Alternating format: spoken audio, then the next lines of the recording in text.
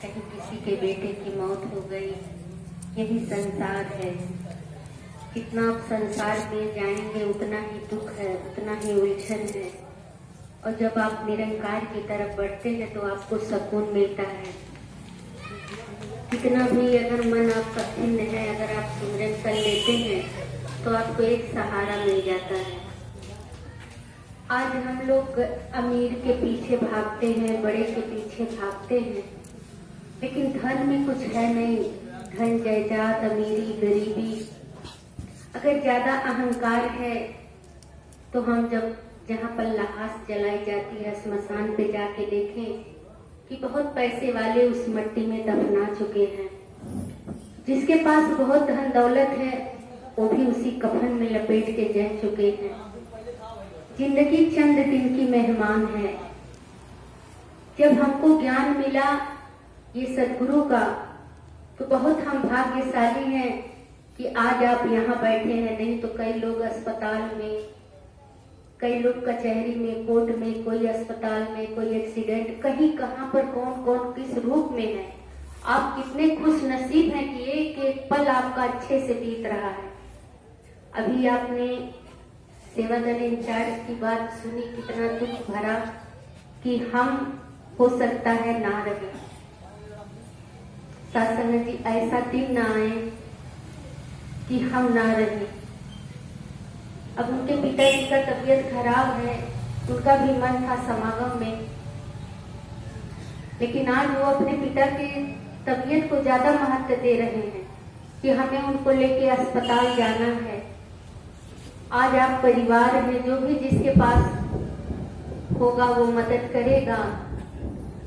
सत्संग जी, हम लोग जब कोई बीमार होता है तो एक झुंड बना के अस्पताल में पहुंच जाते हैं।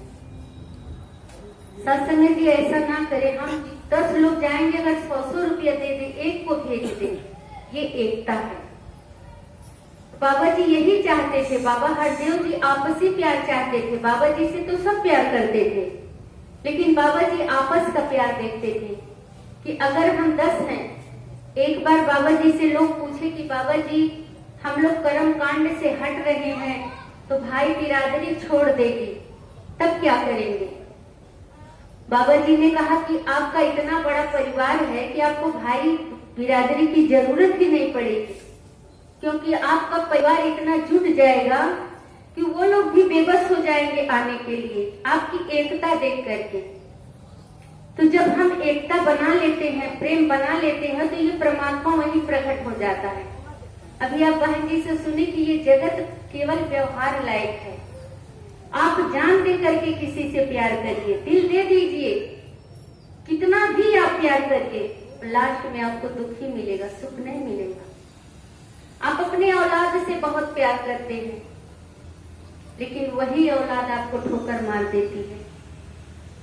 आप अपने पति से बहुत प्यार करते हैं, लेकिन अगर आपको दुख हो जाए वही पति पत्नी भी दूर हो जाते हैं। बस केवल चंद दिन का मेहमान, कोई सहारा नहीं देता है। सहारा केवल आपका ये गुरु बनता है। अगर अच्छा परिवार है तो आपका सहारा बनता है। कितना दिन केवल बस आपका पैसे से, दवे से सहारा बनेंगे, दुख तो आपको ही भोगना है। जो दर्द है वो आपको ही झेलना है। तो हम प्रेम किससे करें? इस मालिक से करें। इस संगत माँ से प्रेम करें। संगत माँ आपका पल पल सहारा देती है।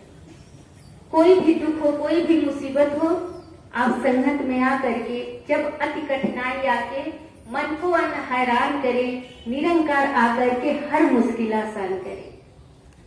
आप इसका सहारा लेकर के बैठिए। अभी दासी एक दिन अपने दुकान में बैठे थे, महाराजगंज के महात्मा आ गए और दासी के पास एक बहन जी भी बैठी थी।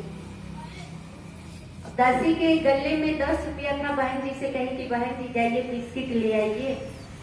तो वो कह रही नहीं, आप हमसे पैसा ले लीजिए, आप जाइए लेके आइए, हम नहीं जाएंगे। जो महात्माएं थे हाथ पकड़ लिए, कहे नहीं बहन जी आप बैठिए, केवल कुछ गुरु चर्चा हो जाए, पानी उनकी दास पी के आ रहा है। तो दासी ने कहा आप इतने दूर से आ रहे हैं और चाय पानी भी नहीं पिएंगे? कहे नहीं आप बैठिए। दासी कही ठीक है, आप बैठा रहे हैं तो व्यवस्था भी आप ही करेंगे। आप समर्थ है, दासी के पास तो कुछ नहीं है कि हम यहाँ से दुकान पे चाय भी लेने नहीं जा सकते हैं, घर पे छत पे भी कोई नहीं है। अरदास करके दासी बैठ गई। इतने में कहासाण के राजेंद्र महात्मा जी आते हैं और कहते हैं आपका दुकान में 400 रुपया बाकी है। दासी ने कहा कि हे सदगुरु घटघटवासी आप, अब वो महाबहन दासी के पैर पे हाथ रख के कहती है मुझे क्षमा कर दीजिए। हमसे क्षमा मत मांगिए, क्षमा इस परमात्मा से मांगिए। ये समर्थ है, ये कुछ भी कर सकता है, ये चाहे तो चीर बढ़ा सकता है, जहर को अमृत बना सकता है, विश्वास करके देखिए। और वो महात्मा तुरंत गए, चाय नमकीन बिस्किट सब कुछ लेकर के आए, गिलास। और जितने महात्मा, 2 महात्मा और आ गए, 2-3 महात्मा और आ गए कुछ न कुछ लेके। तो दासी ने उस बहन जी से कहा कि बहन जी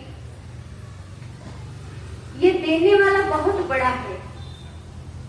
पहले हम सोचते थे कि हमारा चद्दर जितना है पैर फैलाए, नहीं, पैर हम उतना फैलाएंगे, देने के लिए बैठा है, बस आप मांग के तो देखो, विश्वास करके देखो। मीरा भी तो यही ज्ञान ली थी, उसे विश्वास था। सेवरी ने यही ज्ञान लिया था, मदन ऋषि ने यही ज्ञान दिया था कि मीरा तू इस कुटी को छोड़ के मत जाना, क्योंकि प्रभु आएंगे और तुझे दर्शन देंगे।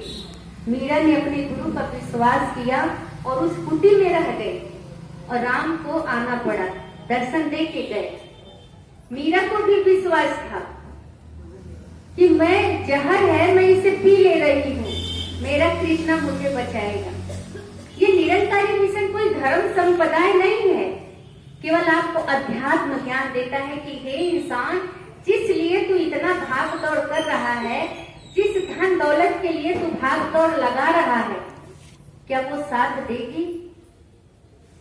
आज अगर हम बैठे हैं, लाखों रुपया है, थाली मार दे तो पैसा काम नहीं आएगा, काम दवा आएगा। और वहां पर दवा भी काम तब आएगी कि जब हमको कोई अस्पताल तक पहुंचाएगा।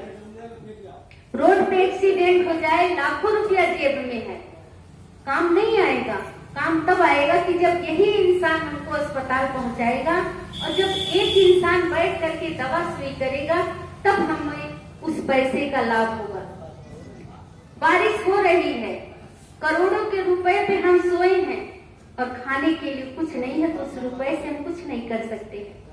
हमें वस्तु चाहिए, वस्तु से ही हमारा पेट कीमत भरेगा। पैसा लाखों हो, करोड़ों हो, लेकिन हम कुछ नहीं कर सकते हैं। जब भी करेंगे तभी हम